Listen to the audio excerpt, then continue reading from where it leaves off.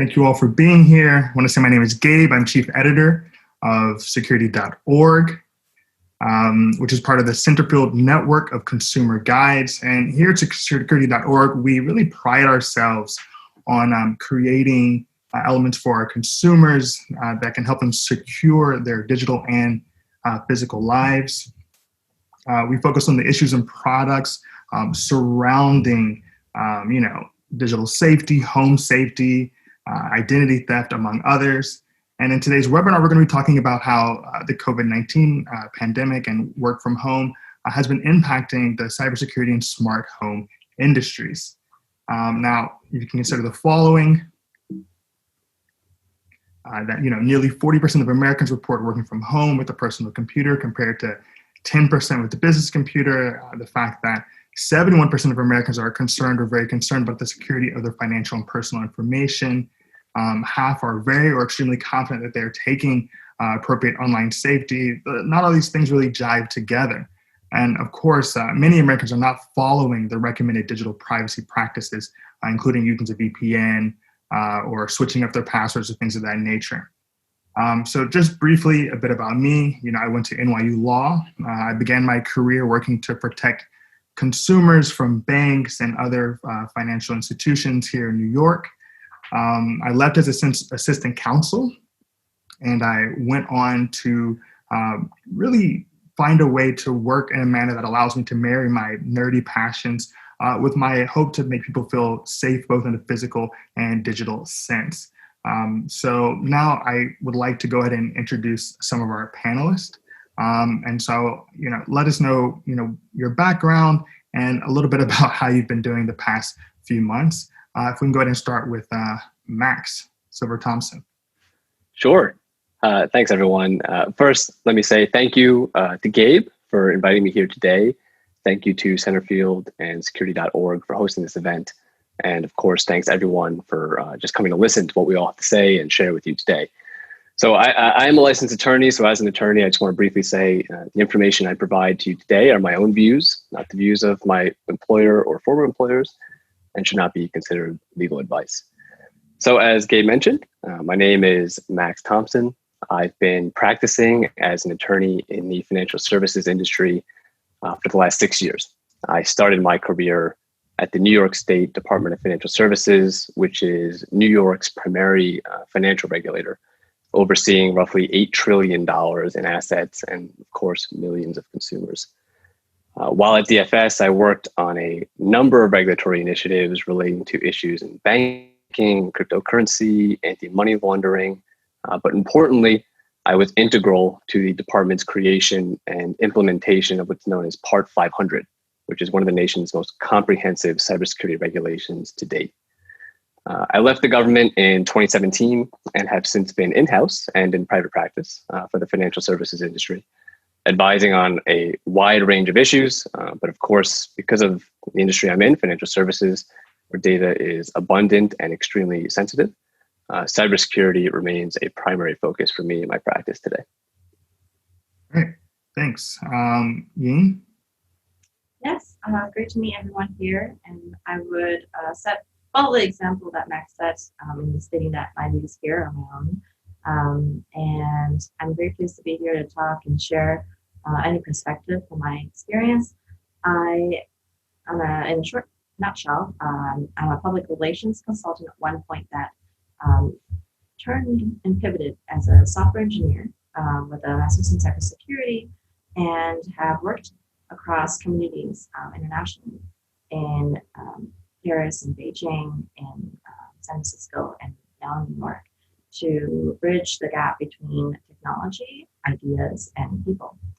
Right now, I'm giving back at Scholas as the Director of Strategy and Curriculum Design, where I work remotely. I design tuition-free technical curriculums for diverse workforce development across the US in different sectors with technical SMEs and instructors. Very humble, it's very humble work. I get to work with a wide variety of technologies, but very pleased to be here and looking forward to our conversation. All right, and we'll end with Par today, in terms of introductions at least. Yeah, Hi everyone. I'm CEO of Surfshark, privacy and security suite.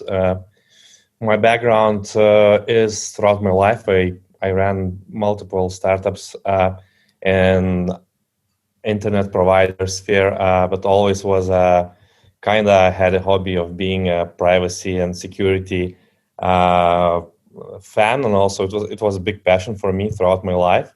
And 3 years ago, I started Surfshark, which is right now one of the leading companies in cybersecurity space, mostly in VPN vertical, but we are branching to others. And privacy and security is something which I personally am and very passionate about. And I try to bring that to the masses. Basically, this is my goal with Surfshark. Excellent. Excited to hear from each of you. And so I guess I'll go ahead and start with a question directly to you, Max. You mentioned Part 500. Could you tell us a little bit more about that as we try to understand the wider scope of laws protecting at least Americans? Yeah, absolutely. I'd love to. So as I mentioned, Part 500 turned out to be one of the most comprehensive set of cybersecurity regulations to date. So I'll give a quick summary of what it is, and then I want to talk about why it's important for all companies, and not just those in the financial services industry. So Part 500 at its core is a set of cybersecurity regulations and imposes a broad set of cybersecurity mandates for banks, insurers, and other financial services institutions that operate in New York. Again, obviously, this is New York, one of New York's biggest industries, so there's a big impact with this regulation. It requires those entities to certify compliance every year. The rules have been in place now for 3 years, and there was kind of a tiered rollout effect. It's robust. If you're an entity that's subject to these rules, you're going to have a lot of obligations to comply with. You'll have to develop and maintain a risk-based cybersecurity program. That means your whole program has to be appropriate and tailored to your business. You have to implement cybersecurity policies, hire a CISO, monitor and test the effectiveness of the program, maintain an audit trail, limit information to private systems and information, institute procedures to assess externally developed applications, right? Those services from third parties, periodic risk assessments, hiring qualified personnel, implementing policies to ensure the security of information held by your third-party vendors. We're going to get more on that in a second. Implement data retention policies, monitor the activity of your employees and staff, and develop plans to recover from a cybersecurity incident. So there's a lot of rules there for financial companies in New York that are subject to Part 500. But what if you're not a financial institution? Well, as I mentioned, one of the regulations within the full reg talks about vendors that service financial institutions in New York, which of course is a huge industry. And I'm sure many of you might be servicing financial institutions in New York. And Part 500 pushes requirements onto those companies that then push them on to the third-party vendors. So a financial company in New York, because of this regulation, would require a third-party vendor. First, they would require a risk assessment on all their third-party vendors, right? That means a lot of questions and reviewing to make sure the bank can even work with this business.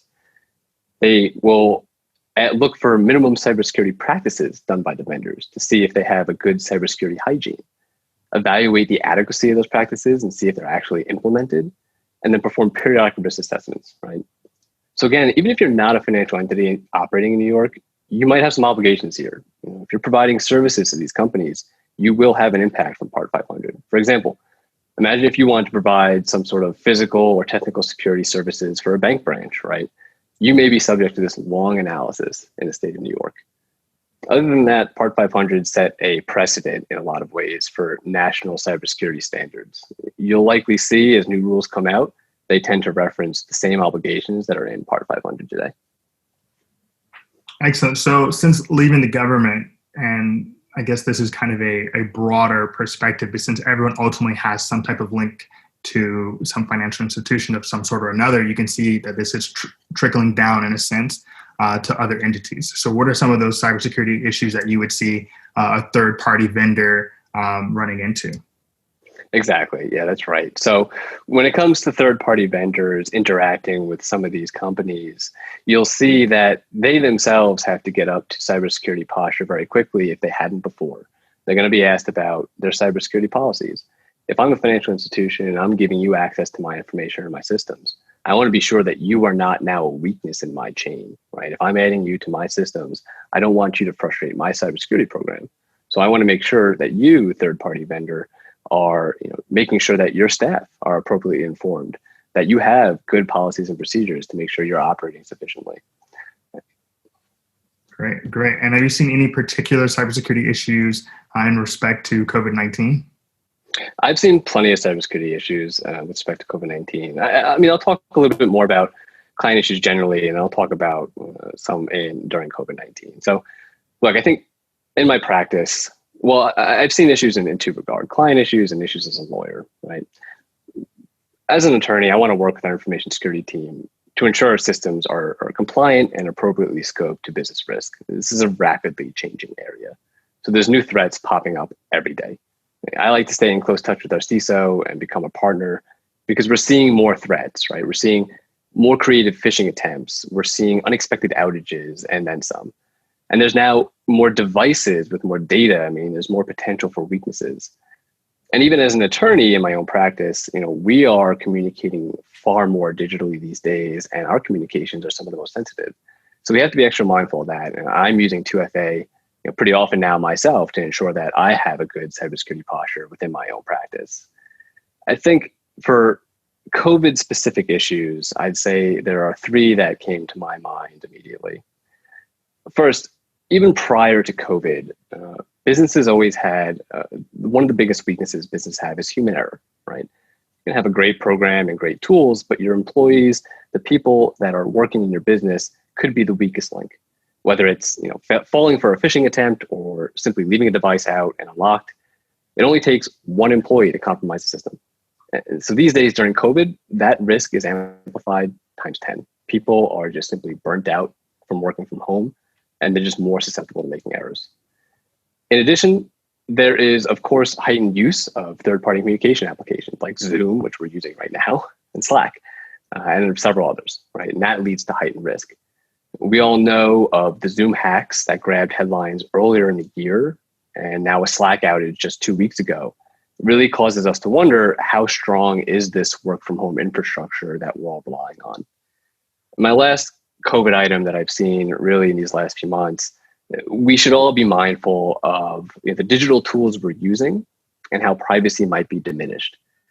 Ultimately, the more of these tools we use and create, the more of our data we are putting out into the world.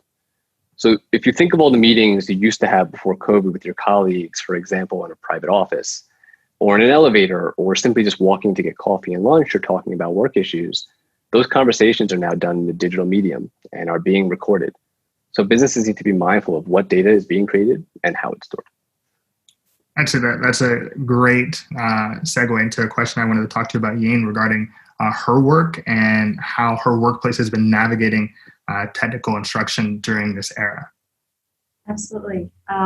First of all, thank you, Max, for those insights. And I can agree with a lot of them, especially with the tools that we use and interface with each other. So we replace and try to emulate that experience of engagement with each other in the workplace.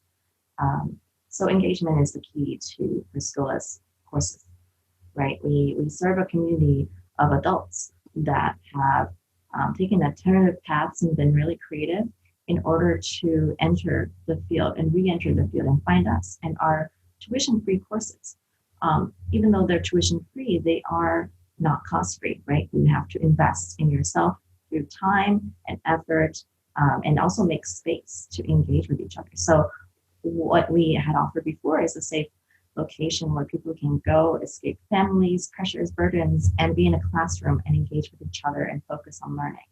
But now with COVID, everyone must stay at home, and they might be with, people they have to take care of. There's many women and parents with children, and they must have a space to engage. And the first thing that we did was transition all of our content to a digital format in order so that they can remain accessible, so that we don't become crushed. This work that we do is important. We need to continue to serve the population that we serve in order to ensure that economy is still receiving talent and from our sources. So the first step is just making it available, right? In terms of making sure that we have the right setup for privacy, for confidentiality of our own private information, where there might be some passwords in the back. We try to say, okay, keep your digital space hygienic. So remove what could be personally identifiable in the background if you do not want to expose yourself externally, or keep your computer hygienic. But it's difficult. Not everyone has a powerful enough computer that they can afford to dedicate to learning if you cannot separate your personal information from what you're using to potentially do some experimentation with code or with a program that requires you to download a virtual machine. So all of these are challenges, and that eventually go into the workplace, right? As individuals graduate a program and need to go into the workplace, fortunately, our partners are enterprises that do have resources, and hopefully, as our industry evolves, we recognize the importance of providing devices to our workforce in order for them to have those resources at hand and really grow in an environment to digitally engage with respect to the information. So for me, there's a big separation of concerns between privacy and information security. And I would love to hear thoughts from the other panelists on this subject as well. But when we talk about privacy laws and also GDPR, that is where the bridge of what we create could impact the users who use them. And then oftentimes you're now using these digital resources for work. So how do we continue to keep a separation of concerns between the information that we need to protect for work and our own private information that we need to protect from attackers? Yeah, there are a lot of pieces to juggle, I think, in what seems to be relatively simple decisions to work from home or not work from home or do this, that, and the other. We're all having to take these considerations that frankly didn't exist, 20 years ago, 10 years ago, 5 years ago, in some senses. And I think, Yin, you're particularly interesting. You and I met in the tech community organizing circles in Beijing, and you have a background in journalism specifically, and you also have this master's degree from NYU in cybersecurity. Go Violets! But I was wondering kind of what Max was talking about when we talk about digital privacy on these technologies like Zoom and Slack and Skype. What are the things that really come into your head?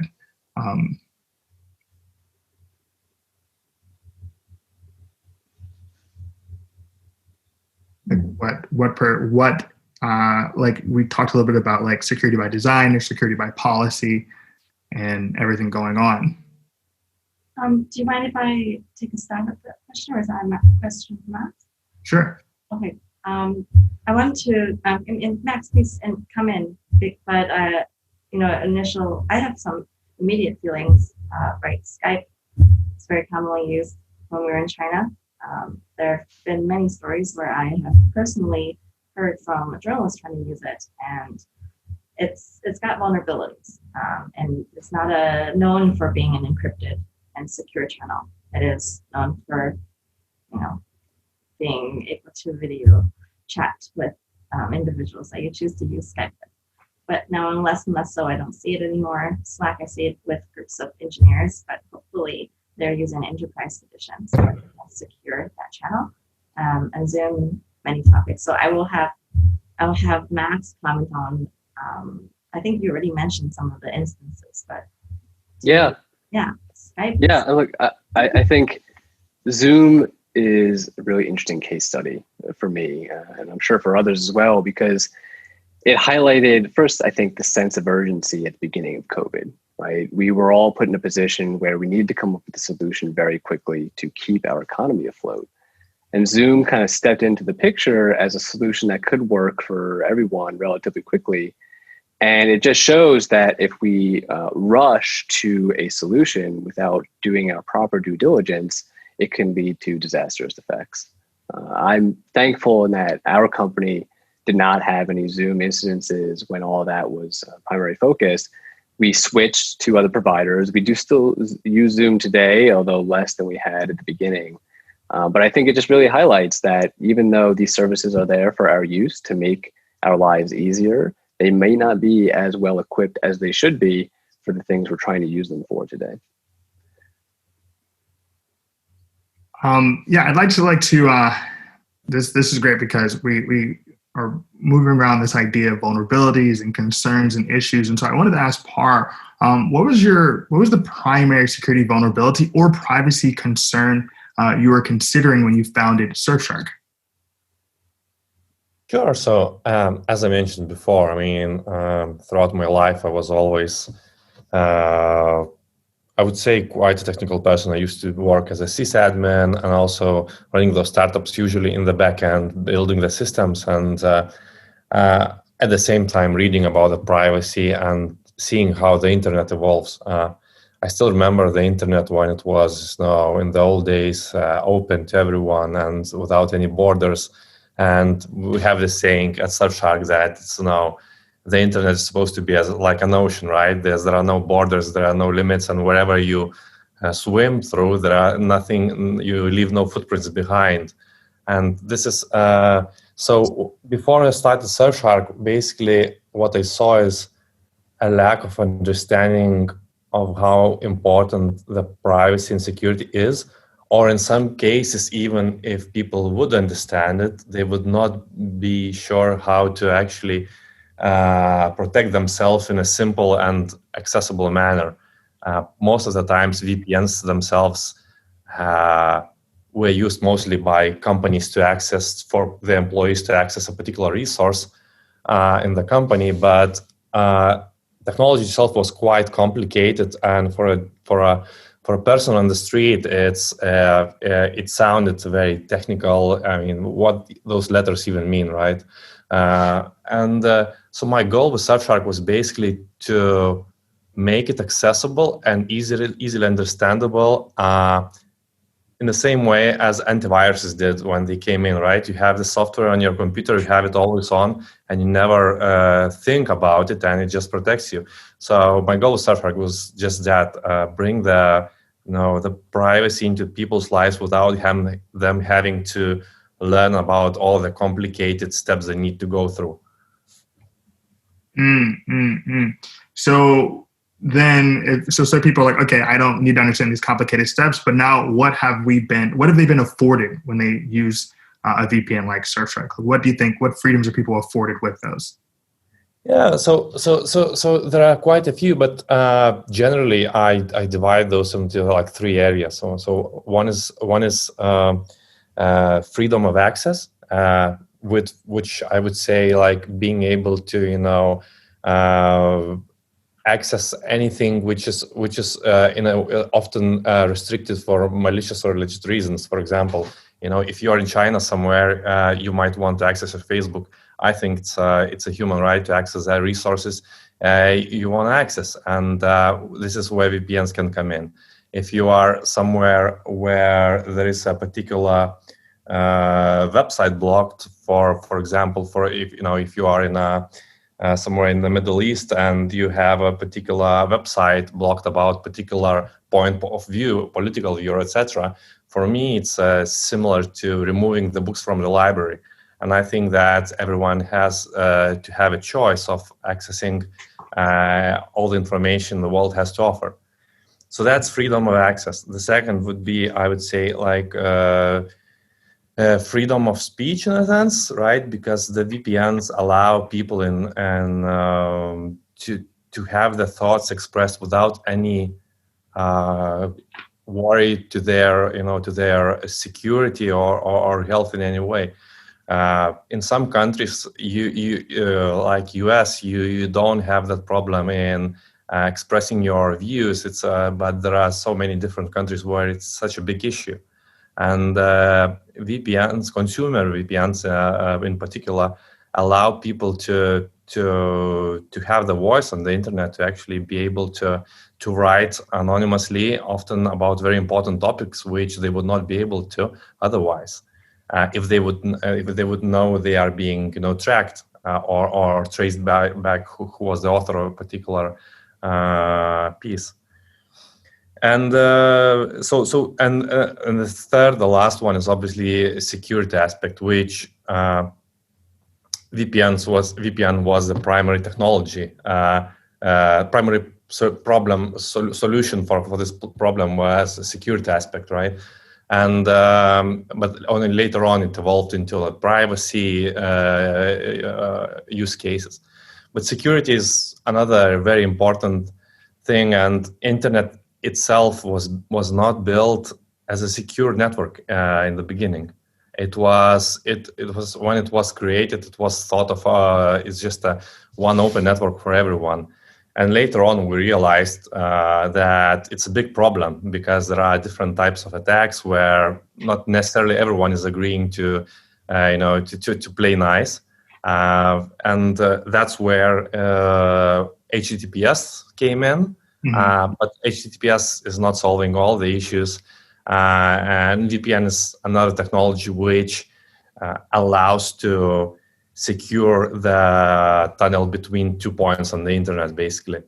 And this is what that means for a consumer, for a client of ours, basically, is that if you have any malicious actor between you and the website you're trying to access, whether it's a malicious internet provider who's selling your browsing data, or whether it's a hacker in the coffee shop looking to get in the middle and serve you a fake website. There are multiple different attacks of how this can happen, but basically VPNs try to secure your internet connection and prevent those types of attacks.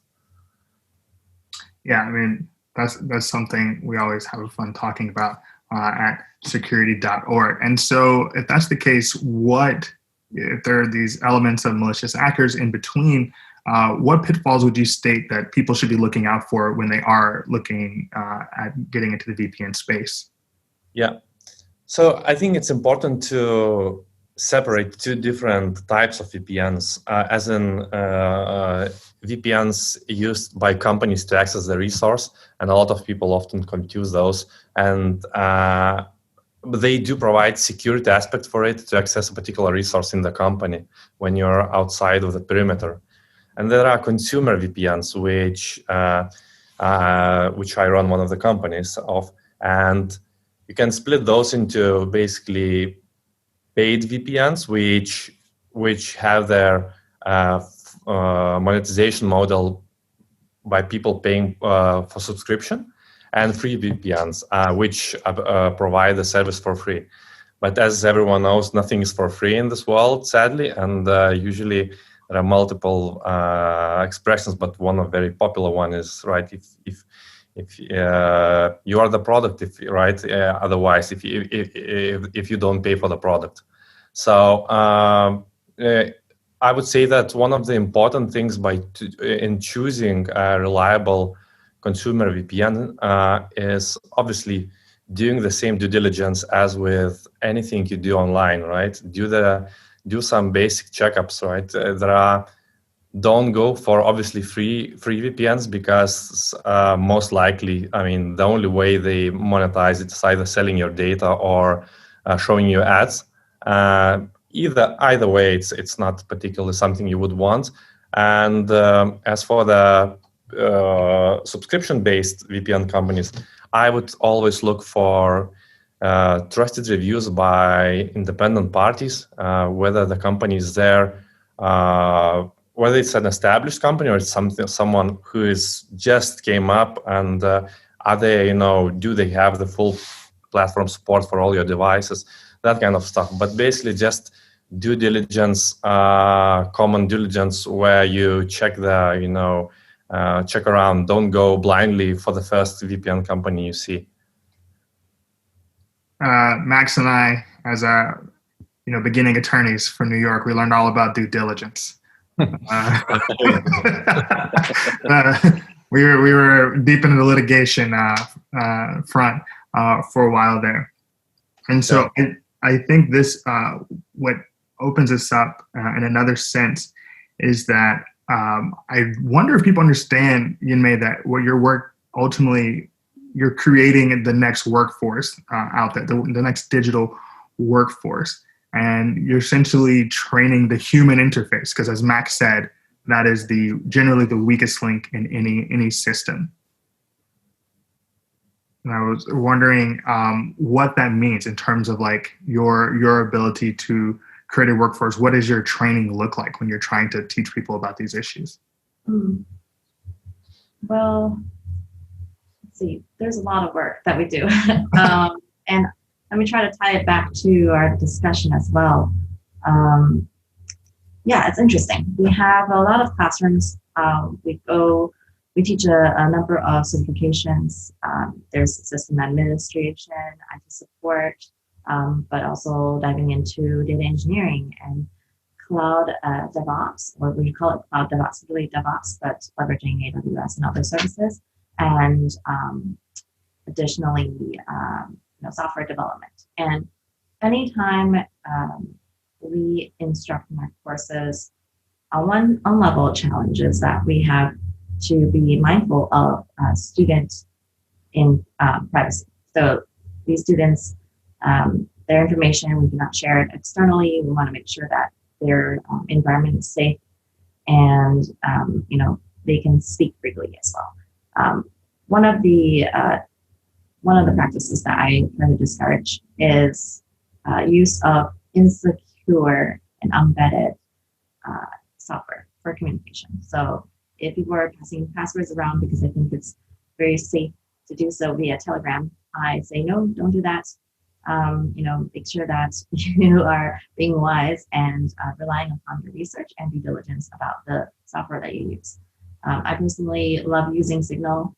They have even though it's free, the interface could use a lot of work, but you can tell that this is a foundation that cares about maintaining that protocol and keeping your data simple. So look at the history of how privacy has been enforced over time through stress tests with the software that you're using. So I think the number one thing that we equip in our students is with our knowledge, with our attitude towards knowledge, and having that empathy and trust towards yourself first as a foundation for vetting the process of building trust and looking for credibility for anything that you use. There's no way that one individual is going to have enough time in their lifetime to be an expert at everything, but we are meant to collaborate.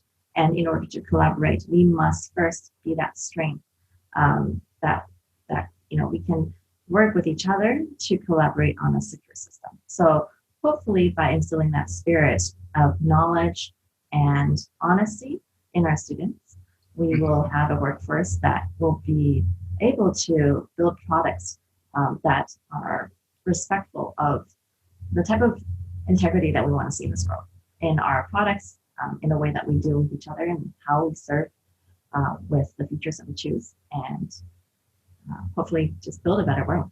So. Well, until we've got that better world where everyone is working, that Yin is so kindly working to provide for us in our future. Max, what would you say? You've stated that clearly working from home to this extent has increased our cybersecurity risk. But what do you recommend businesses and individuals do to better protect themselves? Sure. Yeah, without a doubt, right? Risk has increased. And I think this was anticipated eventually, right? Much of our world now is digital. The Internet of Things is becoming larger every day, really at an alarming pace. So perhaps COVID just brought this upon us a little bit sooner. And I do think, for businesses and individuals, there are a couple of steps that are worthwhile considering. For businesses, a few, keep your policies and procedures up to date, right? This is a rapidly changing area. The threat landscape is changing all the time. So you need to ensure you're conducting your periodic cybersecurity risk assessments to understand what risks your business is facing. and that assessment is then reflected in those updated documents. These shouldn't be so in flux, right, that you're changing them every month and people don't understand them, but they do need to be reviewed on or at least a routine basis to make sure that they're adequate. Second, I'd say, and this goes to Yin's point, education of staff is just so important, right? It's important for your employees to be aware of the threats that they're facing and how to react to them appropriately. But one of the things I'd recommend on this point is gamification, which is basically find a way to make things like cybersecurity compliance a fun activity. And I know that sounds ridiculous, but I'll give you a great example. I heard from Reddit, of all places, where an IT team was watching their employees fail phishing attempt tests pretty much day in and day out. They just didn't understand what they were to look for or how to avoid phishing scams. For some reason, they tried penalization, it didn't work. They tried different ways to do the phishing scams. People kept falling for them. At the end of each month, they started issuing gold stars and emails, just an emoji that said, "Good job. If you passed the phishing attempt, you got a gold star." And for some reason, employees loved this. They loved the idea that they can get a little gold star and compare how many gold stars they had against each other. And after a couple of months, this brought their phishing failures down to 0, which is unbelievable. The second recommendation I'd give for businesses, and this goes with employee education, is tone at the top compliance, right? Your staff will not be mindful of cybersecurity issues. Your ethos might have an odd cybersecurity view if your senior management doesn't care, right? So at the top level, your senior managers, your directors need to make cybersecurity and privacy part of the discussion every day. And finally, for businesses, I'd say is invest in the appropriate tools, right? This is not an area you want to cheap out on because it will come back to haunt you later on. Businesses can face thousands, if not millions, of potential attempts or threats every day. And I know that sounds like a lot, but if you've ever seen sniffing results on a company's network, there are thousands, if not millions of hits. So you want to invest in the appropriate tools to make sure your system is safe. Finally, for individuals, I think it's pretty simple. Update your devices whenever you're prompted. If you're being prompted to update your device, it's because the software developer has found something that needs to be remediated. Use unique passwords and update them regularly, right? Try not to use the same thing over and over, make them more complex. We all know what best industry practices are these days. And last is just be on heightened alert. During COVID, the scams are rampant. Scammers know that people are more susceptible because they're not as focused. Being at home, they have more distractions. So just keep your head on a swivel. Ooh. Yeah, all right, that's a lot. I want to ask a couple more questions before we open it up to everyone else out there. And I kind of want to go a little deeper. I mean, we spoke a little bit about, you mentioned, government censorship and this new direction that Surfshark would be going in for different types of products. So I was wondering the extent to which a VPN like Surfshark or any of its competitors could help to, one, mitigate something like censorship, and also what can it do when it comes to some of these other phishing, malware, various attempts to steal information? Sure. So as for in regards to censorship, right? VPNs have been for many years one of the main tools to bypass censorship. There are, throughout the years I've been in this industry, I've seen multiple ways how governments try to still block VPNs or detect them, but to this day, there are plenty of, it's a basically cat and mouse game, and the more blocks, the more detection mechanisms evolve, the more evasive techniques which VPN companies use to bypass those restrictions also evolve. So, as for the overall, as for the other part of your question, where what can VPNs do in regards to phishing attacks, etc., it's not necessarily a VPN technology's area of expertise to solve. You could say that in some cases, by hiding your location using a VPN, it makes it harder for the attackers to try to offer you some kind of a tailored message which you might catch on. But with Surfshark, what then goal is to provide the full suite of solutions, because often I think unfairly VPNs are being offered as the solution to all the problems of cybersecurity. VPNs can help and can offer security layer in particular cases, and definitely in censorship cases. It's a tool to get access to the open internet. It can secure your layer between your computer and the website on the internet. But there are many other cases where VPNs is not a solution. So, for example, there are multiple tracking tracking technologies which basically check how your browser behaves. It's called basically a browser fingerprinting, and this is where VPNs are useless against this type of tracking. So another thing is, for example, we know that sometimes the search engines know more about you than you about yourself often. There's a saying, right? So everything you spilling out to the search engine, it doesn't matter if you're using a VPN, but your privacy is still suffering because a third party is gathering every thought you have on that every day. And you don't know, even if it seems now it's an innocent thought about whatever you think, you don't know how that will reflect or come back to you, to haunt you 20 years later. So by being conscious about how you act online, even if you are using VPNs, and also by using additional tools and things we build ourselves as well. So, for example, we are right now providing for our Surfshark users a privacy search engine, which is basically alternative to Google, where we are not collecting any logs or what people are searching or attaching it to any identity whatsoever. And you're still getting the results provided by the big search engines.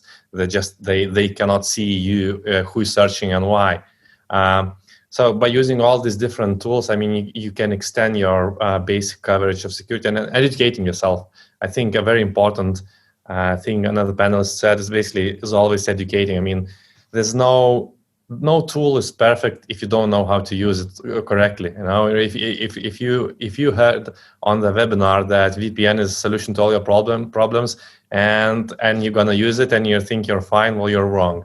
I mean, in often cases it will help, but educate yourself what it is actually protecting from and what other threats there are which will require other tools. That actually answered some of our questions. One of our questions was, what can't VPNs do? And that was a great response to that. And I think that started to go into our next question, or what are the easiest, most basic steps I can take today to protect my cybersecurity? So I'd actually would open that particular question up. I think, Max, you went into it. You had a little jargon going. You said 2FA. Maybe Yes. you could break down what that actually means to people out there. Sure. So I'd say, as far as things you can do today to increase your cybersecurity posture, change your passwords. Pretty much all of them. I know that sounds daunting and it sounds burdensome and annoying, but without a doubt, if you use, for example, like a Yahoo email service or any of the number of services you provided your email to, your credentials have probably been taken at some point. So change your passwords, make them unique, make them something that you're not going to forget, but don't use the same one time and time again. And then, of course, 2FA, two-factor authentication, or multi-factor authentication, as it's also known, is basically a tool you can use to verify who you are when you're accessing an application. So, for example, I have Google Authenticator on my phone, and it produces a 6-digit number for me that changes every minute. And so when I go to log in to one of my applications that requires 2FA, it'll ask for my password, which is one credential that I'm using to verify myself. And then it'll ask for the 6-digit number that Google provides for me on my separate device in a separate application, which constitutes my second factor. And it makes my entry into that application more secure. If I could jump on that, what you mentioned, Max, on the changing passwords. I just want to see that you have a slide here and you mentioned password managers. I do think that's a good practice if you keep track of all your passwords. One of the considerations is that certain passwords you might want to just keep off any digital form and keep it in your head if it's very, very important for you. But otherwise, you can generally keep track of all your passwords using a password manager. It's just that there are password managers are software too, and there are companies that help you manage. They have robust teams that do their very best, better than you could do by yourself. But that doesn't mean that they're still not a target, and that we live in a perfect world.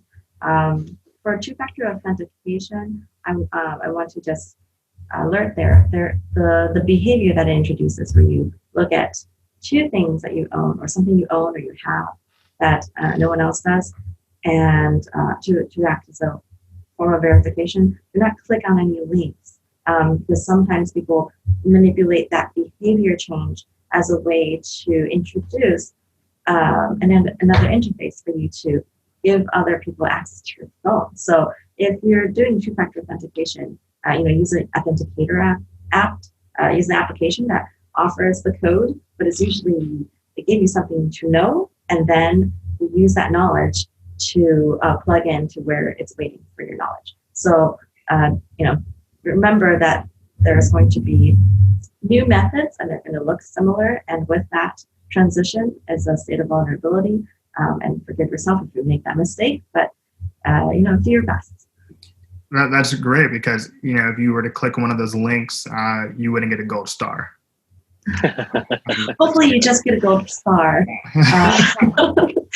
Yeah. I just wanted to add on password managers and on the passwords policies a lot. I mean, in a ideal scenario, and there's been for many years solutions, and in the technical world, we try not to use passwords at all, because there are other ways how you can authenticate, but they are usually beyond the guy in the street knowledge. But extending to what the password managers, passwords, how they should be acted upon.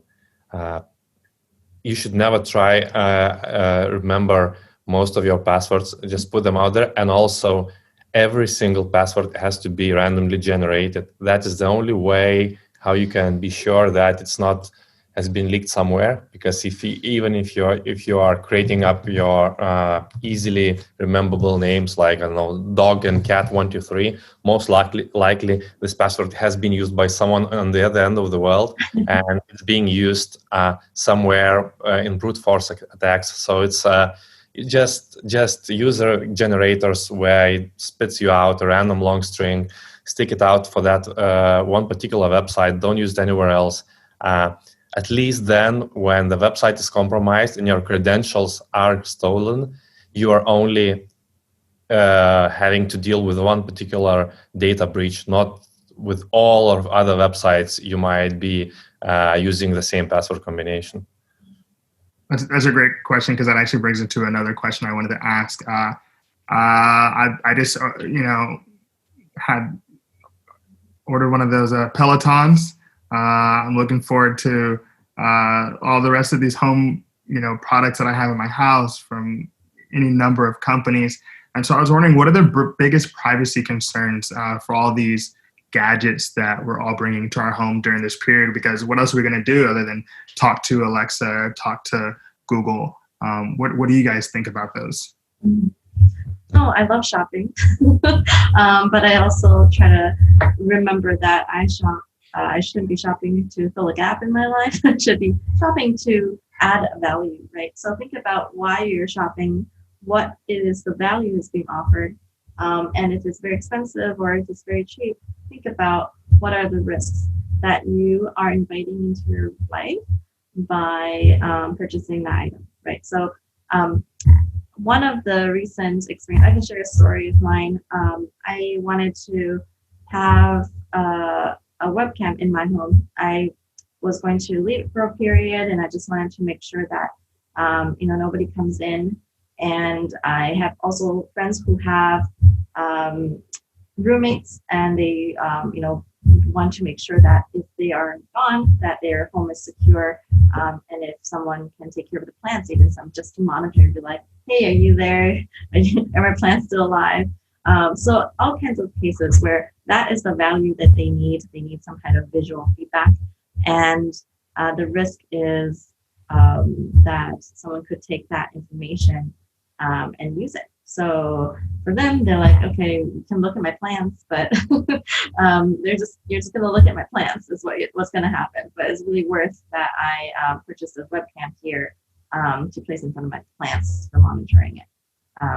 So think about the decision making, and this is the easiest way to look at security, is that digital security is just one of many solutions as well. Think of your alternatives. So I would recommend just thinking about the value that you're taking into your life and doing research, and try not to be the guinea pig if you can. Although no matter what, we're going to become the guinea pig at one point. We're going to be the beta users of some exciting new app where the value supersedes any risk that you can see in providing into your life. I wanted to just step back for a minute. The easiest, most basic step I can take today to protect my cybersecurity, that question. I did a talk once about something called MVP, or is it MBA, most viable actions. And I thought, okay, a lot of these knowledge is complex. One of the easiest things you can do is look in your phone and see if there are any apps that you don't use anymore. Get rid of it. And I love that because it's a good first step. And you can do it when you're on the subway. You can do it in home when you're tired and you're like, hey, this is taking up memory on my phone. And also, I don't use it. And it's probably not being updated anymore because nobody uses it. So it's really just offering a window to the world to my phone. Let me get rid of it. That would be the one thing I hope that we do today.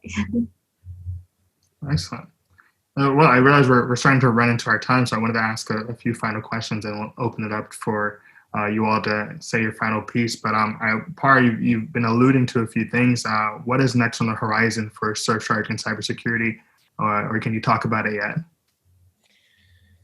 Sure. So one of the main products right now we are working on, other than VPN, is Surfshark Alert, which is basically a product where we are alerting users about any data breaches they have been involved in.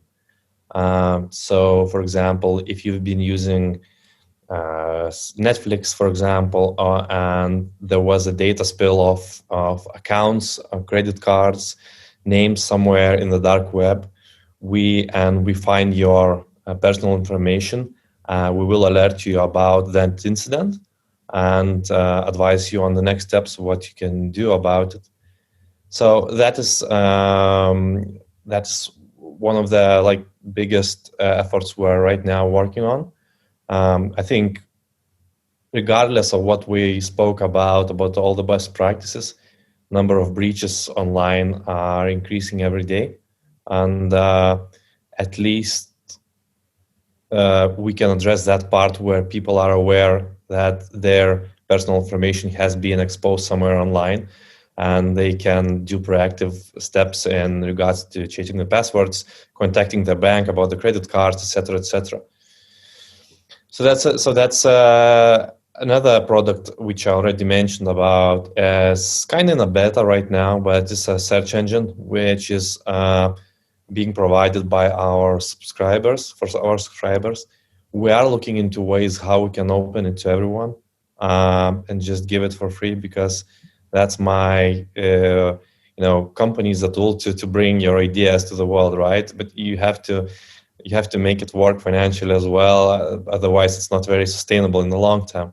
So one of the ways I want to put it out there as well and there are other players in the market right now, such as DuckDuckGo, which I have big respect to them and what they're doing. I think they're doing the same thing as well, what I have been thinking about throughout my years. And So yeah, basically, to summarize, search engine is another thing which we are working on how we can expose to everyone. But right now, already, our customers can benefit from it and use it in their everyday searches. Awesome. So we've got a privacy search engine, so you can search safely, and then you've got alerts when your information is basically about to end up on the dark web because there's been a breach from a massive company.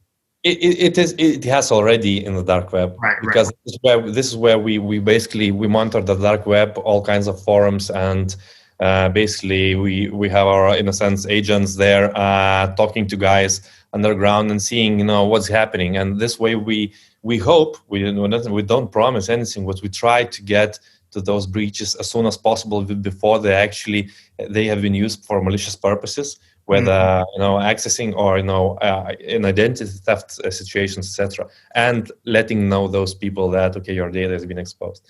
And consumer VPN is still the main product right now. We are already one of the top 3 biggest VPN providers in the world. I think that's a sentiment because I myself am also very passionate about it, and I try to build it the way I would use it myself, and as well to for the person on the street. Can the person on the street taking our products actually use them, or do they need to go to the university and get an IT degree? Well, then we failed. Yeah, it needs to be people. Your average Joe, if you will. Yeah, well, the way we speak at Surfshark with our designers, with our developers, is we have this role model of Apple, in a sense that on the surface they try to make it very nice and neat and really invest into user interface, but underneath there's still a Unix system with a very reliable and stable and secure platform running the whole show. So this is how I see building Surfshark going forwards. Great. All right. Well, we have a couple minutes left, and I just wondered if anyone had any final thoughts that they wanted to ensure that they got out to the world regarding cybersecurity and COVID-19 and what we're all doing. I think you look like you're kind of in an office, though, Par. You may not be working from home today. I feel like you might be the one. You look like you're in an office today. I am in the office, actually. Although we do have a flexible policy, and because different people have different tolerances for the coronavirus, me myself, I'm lucky to be young in the low risk group, and when the office is kind of empty in the evening, it's quite a safe place to be. Oh yeah, I tried to go to my office yesterday. I just ended up stuck in the elevator, but that's a whole other thing. So everything's out to get me these days. No, I guess to on the final note, from my perspective, I mean, just to repeat what I was saying already, VPNs can and offer a lot of interesting use cases, which might definitely make you more secure.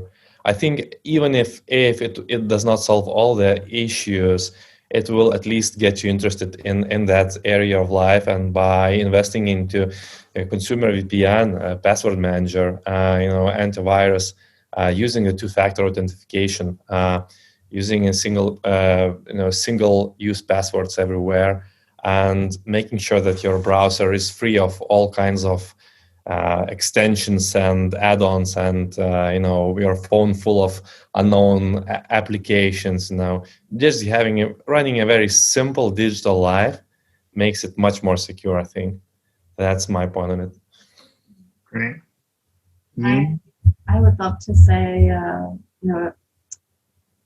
even though you're using a well-designed product, how you use it also makes a difference.